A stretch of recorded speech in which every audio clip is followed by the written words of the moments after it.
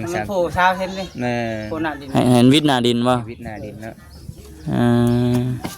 เต่งกับคุดบ่ เฮ็ดเวียกเอาซะลี่ คือเด้อนะจับจบเกินเป็นคนคือน่ะอย่างผ่านกล้อง อย่างผ่านกล้องเขาเรียกก็คือหลุด โอ้ยมันมาข่อยตั้งย่องเจ้าได้บ่ซะลี่ ย่องคือแล้วกว่า โอ้ตามความจริงอยู่ที่นี่เนาะ ย่องเป็นโบฮักกันดีบ่คือเก๊กเรากิน โอ้ยทรงแท้นี่ จกบ่จกใหม่เนาะ พอเอาจับบ่ได้จกสิฮักเลยแน่นอนดิ น้องบอยเป็นคนนั่น บ่ เริ่มเลยยังอยู่ห่างเริ่มบ่ชกคือสิ น้อง ฮั บอย ก เป็นคน จกบ่จกใหม่จังเบ้อเฮ็ดเด้อครับมันเข้าอยู่กับบ่ซะลี่กันสิเว้าอีกอ่ะ เอ้ยเนาะ ล่ามก็ใหญ่แน่คนก็โตใหญ่แน่บัด ว่าไงตุ้ยบ่ เออ มาเอาไปจิบจับ แน่นอน สวัสดีคนจีบคอยสิชวนเนาะยังงุ้มช่วงระบาดทั้งนี้เห็นได้ไร สิท้องบ่ เห็นได้ไร ทำเนื้อไข่ได้เหมือน กล้ามเนื้อบ่คอยเฮ็ดเมื่อยกับพักผ่อน ก่อนไปนะ พักผ่อนไปน้ ปวดยุ่งมอมันอักเสบ ำแม่นบ่ กินยาแล้วไปต่อได้ มันคืออีหยังอันนั้น กล้ามเนื้อก ล้ามเนื้อบ่ เฮ็ดจะขนาดกันก็ได้ เออ เดี๋ยวดูอีกพูดต่อ เดี๋ยวลุงจัดการเองเนาะทางนั้น เดี๋ยวลุงสิจัดการ ลุงจัดการเอง นะคุณกันนี่แหละ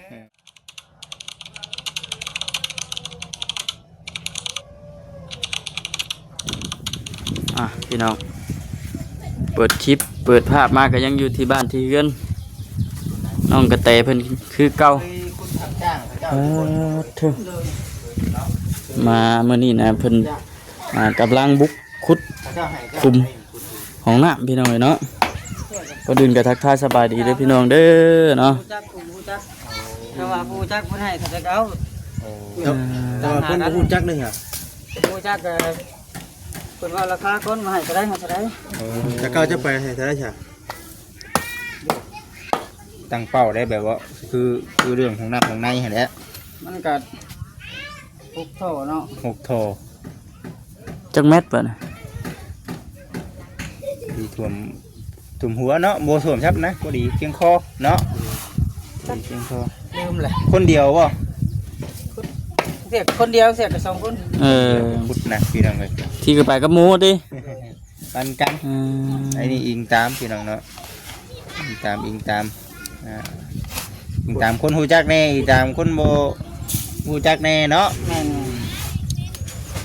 ประมาณได้บ่ประมาณเท่าไหร่ ประมาณคร่าวๆว่าซั่น ข้าว ลืม เสียแต่หึงแล้ว แล้วบ่ได้พูด แต่หึงแล้วจ้ะเอา จื้อบ่ได้เนาะ ก็ยังคุดได้คือเก่าอยู่เนาะยังไม่ลืมจ้ะนี่โอ้ยพี่น้องเอ้ย ลืมแต่ราคานะผม ลืมแต่ราคาเนาะ แต่ว่าการขุดนี่ยังดูมันคือเก่านะพี่น้อง มัน เอ้ย คือเก่า ถ้าอยู่ในนี่ดิมันอ่อนเนาะ อ่อนพี่น้อง แผ่นดินแข็ง ทางเบิ่งพี่น้องว่ามันสิอันนั้นอยู่ ค่อยคิดว่าช่วงสิมีน้ำออกบ่อหยังแท้ขุดลงไปเนี่ยบ่ มันคือชุ่มลูกชุ่ม คือซุ่มจ้ะ สุ่มดงบ่ บนตีนแล้วเหยียดน่ะอ่อนจังบ่นั่นมันจะว่าให้เงินให้ค้ำมันจักบ่อัน ปั่นกันได้น้องโอ้ย ปั่นกัน ปั่นก็คือคนแล้ว เออ ปั่นกันคือคน เนาะ น้อยหนึ่งก็ปั่นกัน อันนึงก็ปั่นกันเนาะ หน่อยกับปันชมน้อยเนาะ เพื่อชีมอบให้ว่าจิตวุฒิ เฮาเดี๋ยวบ่จะดี อะไรคือดีเลยวะเป็นยังดอกไว้บ่สิได้ก็ดีใจแล้วเอาหยอกว่าหัวกันไปพร้อมไปหน่อยเนาะ อันนี้พี่น้องโอ้เพิ่นขุดได้เพิ่นขุดน้ำเป่งไปน้ำพี่น้องเอ้ยนี่นะ อ้าวผู้นี้ดำส่วนคือบริเวณตัวนี้วะ จะเอามาใหม่บ่นี่เราไปหาล่ามส่วนมาอีกได้พี่น้องเอ้ยเนาะบ่แม่นตัวนี้นะเพราะฉันพวกนี้เป็นด้ามไม้ไผ่เนาะ แม่น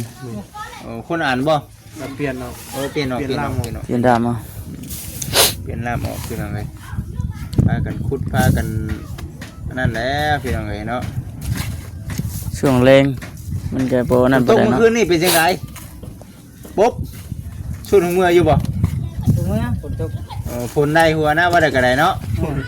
ฝนได้หัวนะแต่ อยู่นี่บ่ แต่ในมือเฮ้อ ทั้งว่ามานอนพักอยู่ เพิ่น นี่ เก่าแล้วพุ่นเอาว่ะ โอ้ อยู่เพิ่นเก่าแล้วพุ่น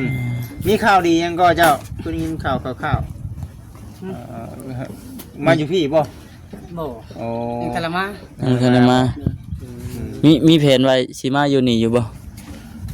จักฟังเบิ่ง ยังบ่ทันได้ฮู้เนาะ ลงไปก็คือว่าแหละพี่น้องเนาะอันนี้ก็ FC เพิ่นก็คอมเมนต์กันเข้ามาโอ้ยบ่ซั่นก็อันนี้ก็บ่ขอเว้าพี่น้องเนาะบ่ขออันนั้นก็อย่ามีแต่ว่าสุดแล้วแต่ทางผู้รักผู้ใหญ่เพิ่น แม่น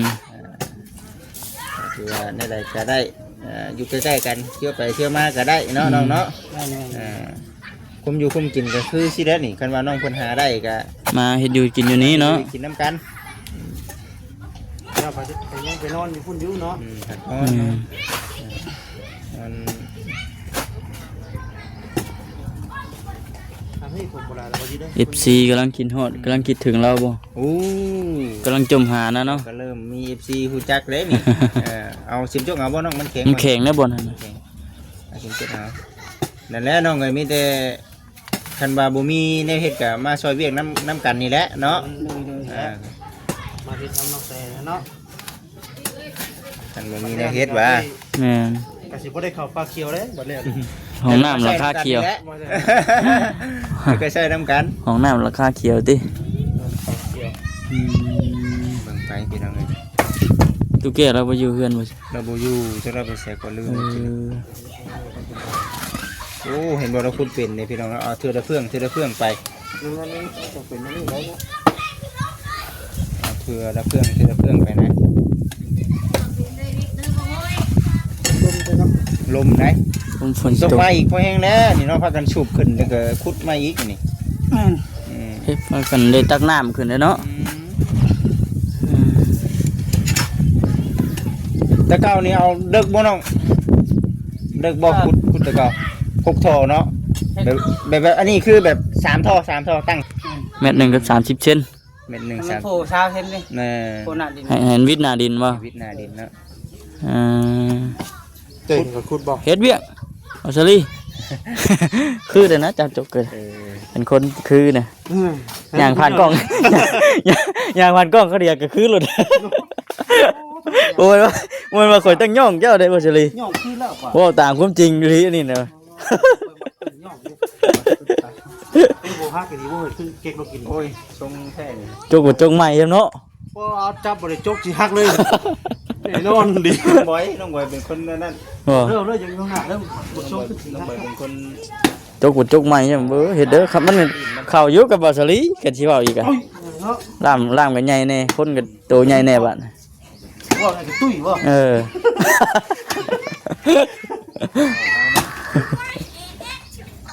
ใจอยู่บ่แล้วบ่ ก็ดีใจที่ย่องก่อน อันน่ะน้องโอ้ยอันน่ะยังก็เป๊ปซี่บ่ครับ นี่น่ะ เป๊ปซี่ครับอันนี้เด้อน้องน้ำแข็งเด้อ เป็ดซี่นี่เด้ยัง เป๊ปซี่ก็น้ำแข็งไอ้ซื้อมาฮะ เป็นไงเรื่องสิฮักดีเลย เอาอันหลีมเนาะ มันมีไม้ เอาตะปูซิบนะตอกใส่หันเลย มันสิแก๊กๆอยู่ อันน่ะ ตะปูซิปนะ เดี๋ยวค่อยสิไปเฮ็ดดินมั้ยโอ้ยเบิ่ง ได้บ่ ได้ จัด เลย การก่อนพี่น้องเอ้ยเนาะ มันสิฮักเลยน่ะ ส่วนไม้เนาะเรา เอาดักแก๊กก็กินมันรุด เอาแค่นมีตะปูกับตะปูซิบนะตอกใส่ไม้นะ มีหลายอันยังให้น้องจุกกันเนาะพอดีคุดใส่คนละไม้ละนึง เนาะ ได้ผ่านะ เดี๋ยวเอาข้าวกัน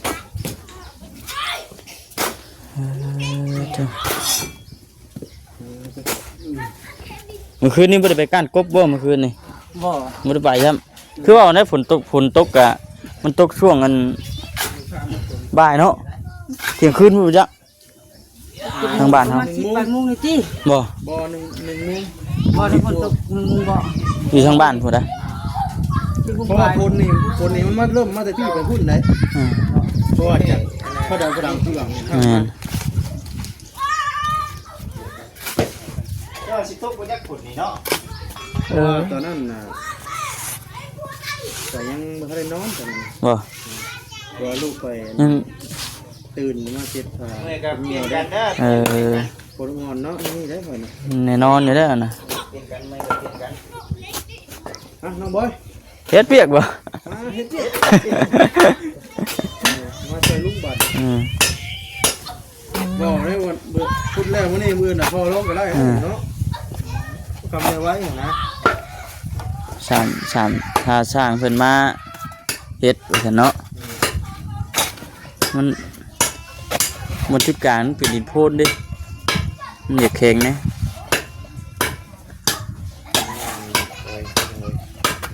ไปเรียกไปซอยเพื่อนดี มีคนอันนั้นบ่คนเสียบ่ คนหาเห็นบ่ คนหาบ่เห็น คนตาย เป็นคนละเสียกันแน่เนาะคนหาบ่เห็นมันเป็นคนเฮียน่ะเนาะมันคนละเสียกันเด้ หายบ่ แต่ต้องมาเจาะก็หัวไปม่วน เด้เนาะน้ำบ้านน้ำเมืองเป็นหันเป็นนี่ฮะก็พอได้แล่นไปซอยเวียกน้ำเพิ่นเนาะเพิ่งบ้านเพิ่งเมืองเฮ็ดน้ำบ้านน้ำเมือง ก่อนนะเนาะมันเป็นดินโป้นมองมองอันตัวนี้เนี่ย อยู่แถวขอบๆนี่มันต้องใช้เข็มจกขุด โป้นแล้วก็เจ็บที่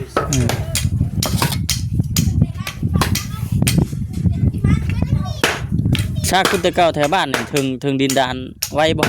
บ่ใช่เชื่อ บ่ถึงจะเชื่อ แสดงว่ามันมีการ เพราะจังหวะก๊อกนั่นนี่จังหวะนั่นเนาะ มันชุดเนาะ มันชุดเนี่ยมันชุดบ้างนะเบิ่งนี่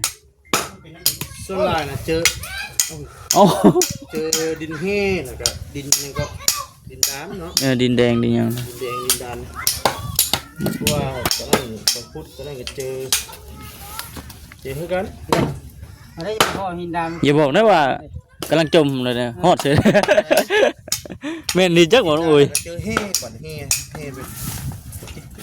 พ่อแห้ก็ได้แต่พ่อหินดำ เนาะ แม่น เอาเฮก่อนบ่ แห้นั่นก็แห้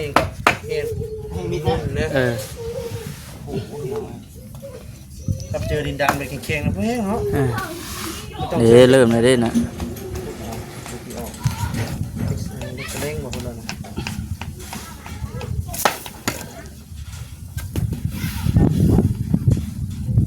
จังหวะมันจะมาวิ่งเลยเป็นได้กินข้าวกินน้ำหรือเปล่า กินมาแล้ว กินมาเลยเปล่าผมน้องที่เพิ่นก็คิดเราคิดถึงทั้งน้อง แม่นั่นแหละ พี่น้องเลยเนาะโอ้ไปใส่เด้ว่าซั่นเนาะน้องที่เพิ่นหาอยู่ เมื่อยก็พักผ่อนน้ำคอยเฮ็ดไป ว่าเดี๋ยวนักบ่อเลยหน่อยเนาะ เบิดกันดิ มันออกง่ายกับมันจ่อช่วงหน้าฝนได้ช่วงตกฝนมันตกกันสุดหนึ่งสองสุดก็ตกหมดแห้งเด้อเบิ่น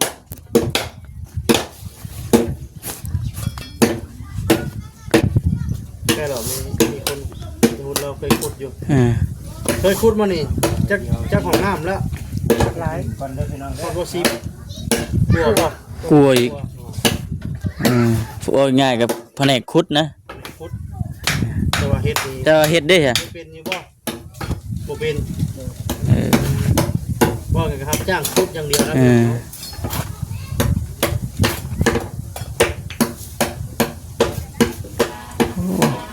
อะไรขุดน้ำมูปูแล้วอะไรเนาะ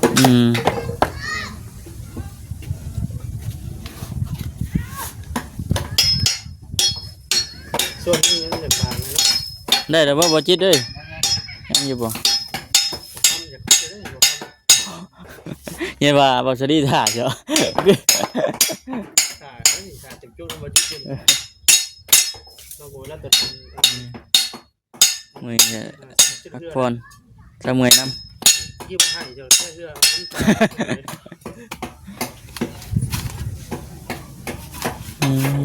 ทางน้องบอยแล้วก็เสียบนะ ให้จังว่ามันสิอันคือนี่โมเมนต์ดินแห่บ่ ตื่นนะว่าท่วงลายเรายัน เนาะระแวงเลยติ เราเองไม่ก่อนเลย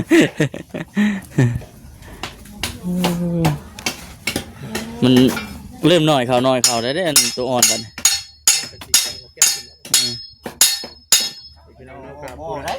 ก็เริ่มมืดป้ามืดฝนนี้แล้วเป็นเราก็ได้ย่านแล้วต้องอีก จากมาอีกโอ้ยเนาะ คนอื่นไม่ได้ซักหน้าหมักเว้นเนาะไปสิพูดได้ถ้าว่าฝนตกเพราะว่าวันนี้ก็มีเส้นฝนอยู่แล้ว บอกว่าเฮ้ยฮะแม็กเงินอยู่หรอก ได้อยู่ดอก เ ตอกใช่บ่ ตอกใส่ก็ได้อยู่ดอกบ่จิตเด้อ มาขอสิพุดนี่ไปปวดเด้อ ใจฮ้อนบ่ไหวเลยเนาะใจฮ้อนบ่หวาดบ่ไหวแล้วบ่สลีนี่ก็ได้ เบิ่งเอ้ามาพี่เลิกได้นี่ แล้วจิ้มเอาจนเพียงแอวเลย บ่ได้ถามมักจกข่อยจังอีนี่ นานมากระดอกแต่ว่าคิดเอาเรา บ่ได้ถามมักจกจักดีเลยนี่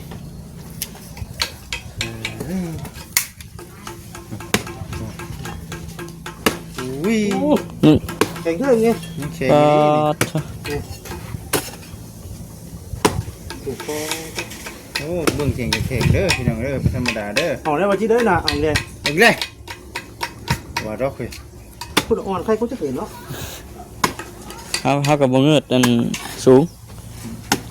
บ่มันสิเป็นแบบว่ามันบ่แน่นแบบว่ามันสิออกบ่ มันลงบนเรือกี่แล้ว อืม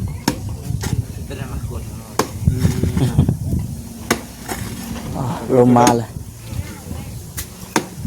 เอาไอ้น้องนี่พอมาดิ ได้แล้วบ่ นี่มันจะบอกจก คืออ่อนแท้เฮ้ยนี่ เนาะ เบิดได้แล้วว่านี่บ่แข็งนี่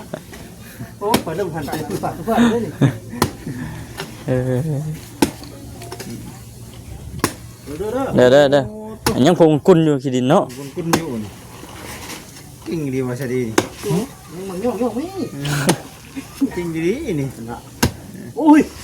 เอาเลยเหรอ อ๋อบุกระบาด อ๋อ อ่อนเข้าบัดนี้เนาะโอ้ตัว เหลืองชื่อลึกอยู่ป๊าดเฮ็ดเด้ยนี่โอ้เลอเลยข่อย เลยเลย คุด เดือดนะ เดี๋ยวว่าแม่ปวกเด้แม่ปวกคนขี่กีตาร์เด้ ได้สิดังแล้วได้เรื่องอยู่ได้เรื่ เอง อง ไงแล้วไปที่ได้จง พากันพุดเด้อพี่น้องเด้อเนาะพุดของน้ำของในนี่แหละถือว่ามื้อนี้ก็บ่ได้มีหยังหลายพี่น้องเนาะเรื่องเวียกเรื่องงานเฮานี่มีแต่เรื่องของน้ำก่อนพี่น้องเนาะ แม่ กันเฮาสิเฮ็ดตัวอันน่ะอย่างอื่นบัดยังบ่ทันได้สำเร็จเทื่อเดียวเฮาเอาไปเทื่อละขั้นตอน คือขั้นตอนเนาะคือเสานี่ก็เพิ่นยังบ่ทันเอามาใส่เนาะเสานี่ เฮ้ยทำไม เปลงมาให้ว่าจิ๊ด เอาเดี๋ยวให้น้องไปจัดการ น่ะ ฮะ เนี่ยมันรุดได้ขอยกั้นใจอยู่ บ่เคยต่อบ่คือบ่เห็นออกวะอืม จะน้องหอบ พี่น้อง ตัดปืนเขาไป โอ้ยเนาะ เอาครับ เฮ็ดเวียกอีกบ่ เจ๊เปียก น้องเพิ่นจัดการ มา งั้นน้องบอยว่า น้องบอยว่าเฮ็ดเวียก น้องไปจัดการ อ่ะส่วนเถอะบุ๊กขนาดหากระเพียงแอวได้นี่ นั่งลง เพียงกลางขาเนาะ นั่งลงกับเพียกนะพี่น้อยเนาะทั้งน้องบอย ลุยต่อบัดนี่ สารต่อบัด เอาพี่น้องเอ้ยจัดการสามมันเละพี่น้องเนาะสามเละ โอ้ถือว่าพอยเติบอยู่ตอนค่อยมายังบ่ทันได้อันนั้นครับกระเพียงนี่กับดินอ่อนแหน่เอาออกซะเลย จับ เห็นคือมือแท้อันนี้บ่คือมือแท้นี่ ตุ้ยเลยเลยว่า มันยังหยาดปุกๆลงมาเลยบ่ฮะ คนหัวป่ะ เออฝนหล่นลงมาเลย ต่อไม้แล้วจิตถอดน้องไม้แล้วเพชรดีไม้แล้วได้เลย ปัญหาคือออกบ่ได้หรอก ตอกไม้เลยตอกไม้เอาคอนตีก็ได้ มันผ้าแล้วมันบนนั้นมันบ่ได้เนาะมีข้อว่าเนาะต้นตีจะมีป่ะ บ่ได้ บ่มี คอนตีบ่เห็น เพิ่นชื่อแต่โจกหัวเสียงนี่ เอาคอยออกได้วันสูดูหนังออกได้นิดนึงเฮ้ยออกได้เสียเกี่ยวหูเลย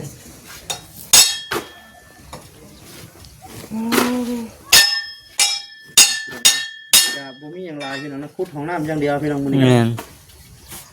ขอมาเป็นกำลังใจให้เด้อพี่น้องเด้อเนาะ คู่โคบบ่ ได้แก่แล้ว ได้บาทนี่เนาะ จะดีไม้แล้ว รอดบ่จิต มันนอนเดี๋ยวให้ดีไหมก่อนไป โอ้ว่าสิดีแห้งจังเผยเนาะแม่นคุดบ่ละโดนคุดสองเทื่อแล้วจบก็สิลุดสองเทื่อแล้ว เออเถอะ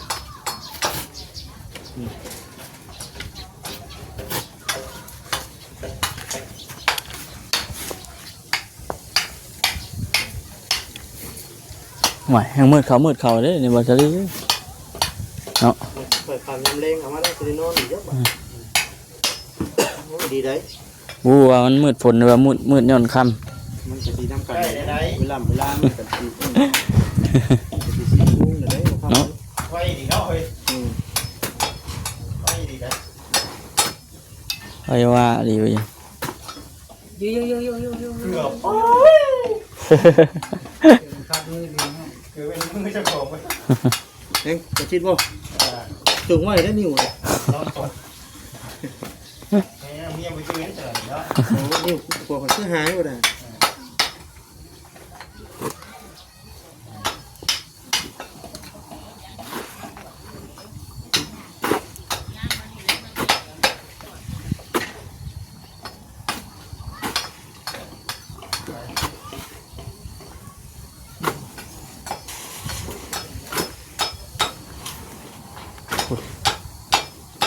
ขอย่านแต่ในล้มนี่แหละขอย่านแต่ในเดียวนี่แหละฝนต้องแห้งบ่บันไดเนาะ เห็นบ่ ตกน้ำมีลมน้ำคือเมื่อคืนนี่เนาะ ป้าแต่งกระดังนี่เนาะ มันลำบากใจ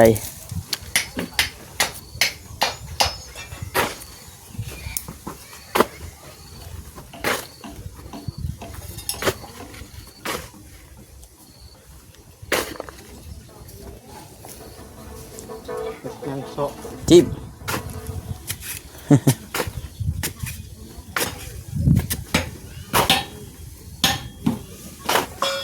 โอ้บ่จิตเกตจับกินน้ำจุกเป็นเนาะ จะ บุญโยงไว้เลยโยงคืนนะ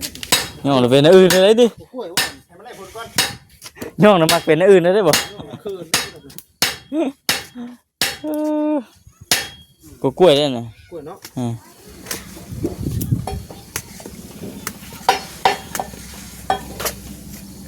วันหนึ่งเนี่ยเฮ้ย แน่นแล้วคนนั้นก็ได้เอาชลีคุดอีกออกอีกบ่นี่บ่โอ้ ย่านหลุดเนาะ ย่านรถข่อย ย่านหลุดคำว่าเสียเอา ตัวดีได้เลยยุบเลย บัดก่อนเนาะแล้วน้องเต้กินหาใจน้องบอยชูๆนี่นะฮะ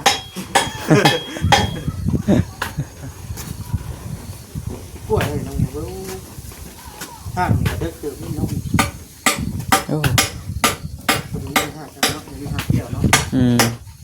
ไงมีฮักเก็บขึ้นก็ไม่ดูนี่บ่ แม่ เดี๋ยวผมไม่เห็นแล้วเนาะ ห้างเนาะ มันมีหักแก้วแต่ว่ามีแต่หักกล้วย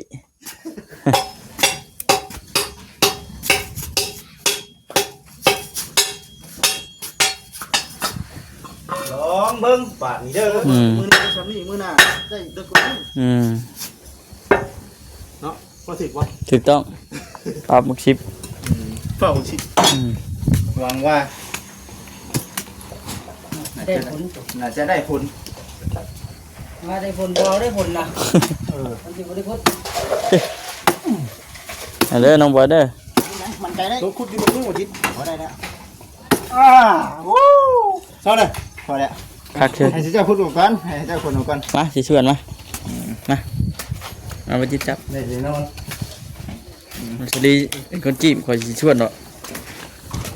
ยังงุ้มช่วงระบาดทั้งนี้นี่ไร สิท้องบ่ เป็นนี่ไร ทำเนื้อไข่ได้เงิน กล้ามเนื้อบ่คอยเฮ็ดเมื่อยกับพักผ่อน ก่อนไปนะ พักผ่อนไปน้ ปวดยุ่งมอมันอักเสบ ำแม่นบ่ กินยาแล้วก็ไปต่อได้ มันคืออีหยังอันนั้น กล้ามเนื้อก ล้ามเนื้อบ่ เฮ็ดจะได้ก็ได้ เดี๋ยวดูอีกพูดต่อ เดี๋ยวลุงจัดการเองเนาะทางนั้น เดี๋ยวลุงสิจัดการ ลุงจัดการเอง นะคุณการนี่แหละ คอยจะเฮ็ดนักหลาย จิตแก่เช้า เนาะคอยคุด เมื่อยเบาคำกับเช้า เห็นว่าว่างหลังกันเนาะ คือกันบ่ คือกันบ่ สระมอนในนอนอยู่บนนอนนะ อันนี้พี่น้อง เมื่อยกับเช้านะ มักจกนี่มันบ่ได้ซาฟ้าเซาเด้มีแต่ห้างฟ้าเซาเองเด้ เอาก่อนทีนะ สิเช่าดิ มีแต่เฮาได้สิเช่า สีเศร้าสีหก สิเช่าสิหอบไปพักผ่อนเช่าได้บ่ ยังอยู่จังได๋ ยังจะ มันจะละคุดครับ นั่งให้กำลังใจให้กำลังใจน้องบอยเพิ่นพี่น้องเอ้ยเด็กเติบได้พี่น้องเอ้ยเด้อกะเบิ่งว่าได้เท่าไหร่แล้วเฮ้ยเฮา มันเกิดหมดทางนี้ฮอดได้50เนาะฮอดบ่ ยัง ยังอยู่ เฮ้ยอันแม็ดเด้งเทคมึง เม็ดนะเอาเม็ดน้ำบ่ เอาว่า50นี่แหละว่า เอาบ่ได้เอามาเท่านี้ เอาไปเนาะ เติมเลยพี่น้องเนาะคอยเฮ็ดไปเด้อพี่น้องเด้อคอยเฮ็ดไปบ่ได้ว่าสิเอาให้มันแล้วมื้อนี้เด้อได้พี่น้องเนาะบ่ได้ว่าสิเอาให้มันแล้วมื้อนี้เด้อได้ต้องคอยเฮ็ดไปคำกันพาวเฮ็ดน่ะมันแพ้เหือแพ้แห้งเฮาบ่ได้ว่ามันพอปานนั้นนะพี่น้องเนาะ แค่เบิ่งดีบ่บ่ดี เอ้า เอาโอซาลีเดียวอีก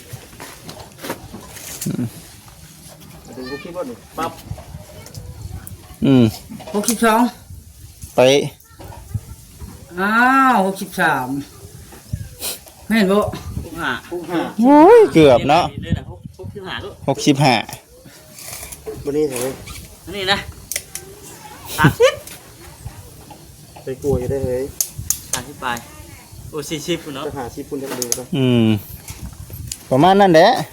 ชีวกะพี่น้องเอ้ย บ่แม่นจิวการนะ จะหมอกจะเม็ดคือซื่อๆดอก โอเค เป็นเอาทานเถอะ พี่น้อง ได้ ถามมึงว่าบ่ได้ พากันคุดพี่น้องเอ้ยเนาะ เจ้าที่บ้าน เม็ดหนึ่งมันเท่าไรว่าเป็นหนึ่งวะ เลิกชำได้ดิ รู้จักเม็ดได้แต่เม็ดหนึ่งมันเป็นยังไงวะ เม็ดหนึ่งนะเอามาครับ ด้านร้อย เม็ดหนึ่งให้อันน่ะน้องโอยเพิ่นเบิ่งดูเม็ดหนึ่ง เราพูดอยู่บ่เราพูดอยู่ โอ้ใส่กันนี่ชื่อนี่เนาะ นี่ อันนั้นบ่เม็ดหนึ่ง ร้อยหนึ่งแล้วนั่นเม็ด ร้อยหนึ่ง ร้อยหนึ่งมัน ประมาณนี้นะคำคุดกะ เม็ดชาม เลิกกลัวอยู่ดอก เม็ด30 ประมาณนั้นเนาะ เม็ดบาท สาม เม็ด เท่าเด้เม็ด30เม็ด เม็ด30 40พูดแล้วนั่นแหละเนาะเผื่อไว้เนาะ นี่เจ้าอย่าพูดเลยแท้ท่อนี่ ท่อนี่มันจักเม็ดท่อนี่เอาน้องบอย จงเดือจากชาวเส้นนี่ก็ได้เด้อ มันดึกสลายท่อนะท่ออันนี้น่าจะเป็นปากแมปแล้วนี่ 50เซน 50บ่ พี่น้องเด้อ แม่น50เท่านะ ไปดูนะคำว่าน้องโอยเว้านี่ สูงกับพูดของน้ำมันนี่เป็นเท่าไรเนาะ ยังเหลือ1ตื่น50 แม่นบ่เนาะ50บ่ผมกว้างได้จ้ะ เม็ด30 คุมกวางนี่เม็ดหนึงไปจักเบิ่งดูฮะ 3ท่อนได้เม็ด30 เม็ดกับอันน่ะจักเซน 4 ประมาณนั้นเนาะ ประมาณนั้นเม็ด30เซนนะ เบิ่งไปซะพี่น้อง แต่ว่าจงไว้ทางเชิงชาวเส้น ส่วนของโคนอนดิน โอ้ได้เรื่องเอาพักผ่อนเปลี่ยนกัน เรื่องหลังปึ้งเนาะ เรื่องน้ำปึ้ง บ่ย่องกับปึ้งนี่ก่อน เปลี่ยนกันพี่น้องเบิ่งไปกันนี่แหละได้เรื่องอยู่บ่น้องเว้ยคักอยู่เนาะ แน่นเนาะลีก่อนค่อยกัน มั่นใจอยู่ได้เฮ้ย บ่จะได้หลังปึ้งเลย โอ้ตัวแสดงว่ามันก็เป็นดินอ่อนอยู่ได้ฮะคือเฮาหาขุดมานี่ได้นี่เนาะ หลายคนขุดซอยกันพี่น้องเนาะ ไป3มื้อนะก็บ่ยังแซ่อีกไปบ่ยังแซ่นี่2 3มื้อ ต้องทำอะไรพูดเลยคน บ่ฮอดได้คอเนาะ เป็นแต่ว่าอยู่ที่นั่นคนหนึ่งเช้าคนหนึ่งขึ้นเช้าไว้อย่ามาเดียวคือว่านะ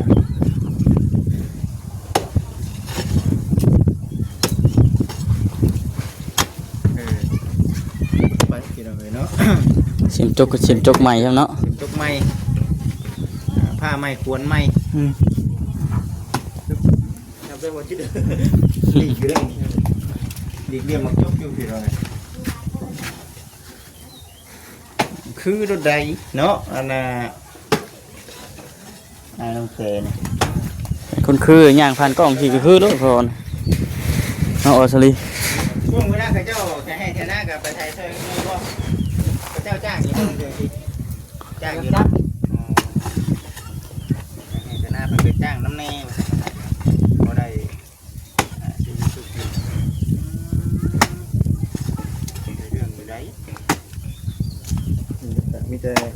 คุดแล้วก็ส่วนเทื่อหน้านะมันจังโบนะพวกนี้เลิกเลยก็ อันบนโพนนี่ยังบ่วิจักเทื่อเนาะ ยังอยู่เลย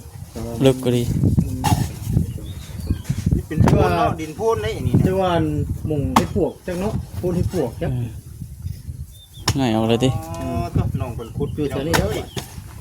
ธรรมดา มือแรกได้ทำนี่โอ้พี่น้อง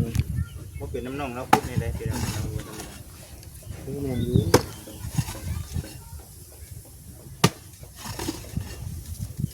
โอ้ย เมื่อยก็พักผ่อนได้น้องเอ้ยเนาะ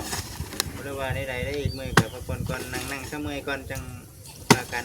หักมื้อนี้โอเคมื้อนี้น่ะแต่ว่ามื้ออื่นบ่จักมื้ออื่นนี่ เป็นได้ แต่ว่ามันแดดแห้งเนาะ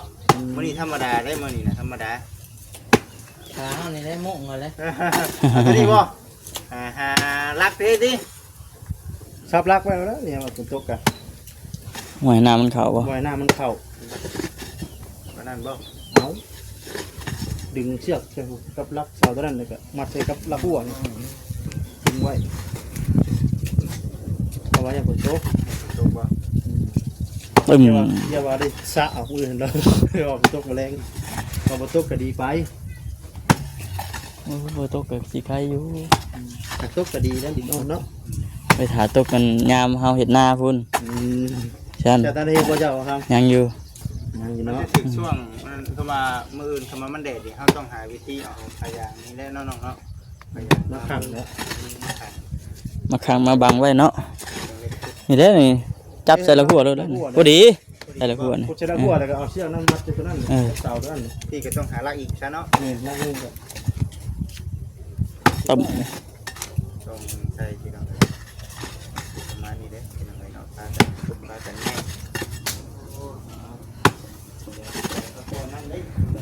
เหนื่อยจะพักผ่อนพร้อม ทำเงินยิงกันเลยเนาะ ขุดคุมแล้วก็จังเอานี่ลงไปอีกพี่น้องเนาะเอาแห้งอีกท่า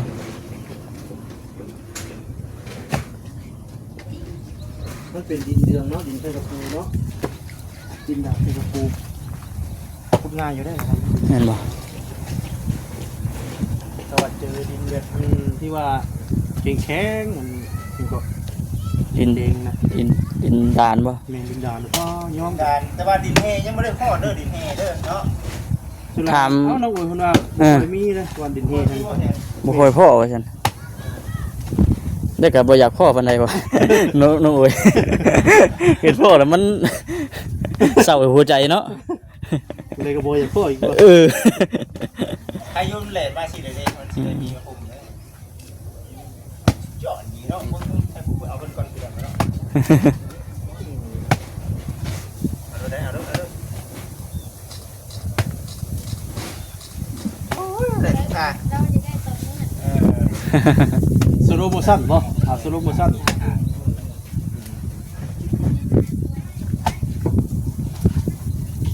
ตอนนี้พี่น้องเลยเนาะมาเบิ่งกันว่าสิได้จักเม็ดมื้อ ตับ โอ้ บึ๊บ หมักจกเต็มหมักจกเลยเนาะ พอดีนอนมัวนะน้องโวยมาได้ดิ เจ็บปานหยังติ เจ็บไปยัง จะลืมหมดฟันพุ่นแล้วเนาะ สาไปอีกก่อน ทราบอีกบ่จะลืมหมดฟันพุ่นแล้วเนาะน้องโอ้ย เอานี่ออกก้อนน้องเลยเอาลวดเอาก้อนนี่ เดี๋ยวมันถมบ่ ผมลวดนะเจ้าก็เจ็บกล้ามเนื้อก็จะเฮ็ดมันเลือดไหลมันว่าเสียดีเนาะกล้ามเนื้อมันจะได้เศร้า อืม เองบ่ได้ต่อยาแต่เขาจะกินยาตลอดบ่ กินทีเดียวบ่ได้ไปต่อเลยอึบน้องกระเตนั่งให้กำลังใจ ให้กำลังใจ สิ่งที่ดีที่สุดคือนั่งให้กำลังใจ เดี๋ยวเราก็สิว่าจะใจ จักสิจังได๋ เนาะ จักสิกะอันอ้ายครอบครัวเรา อืม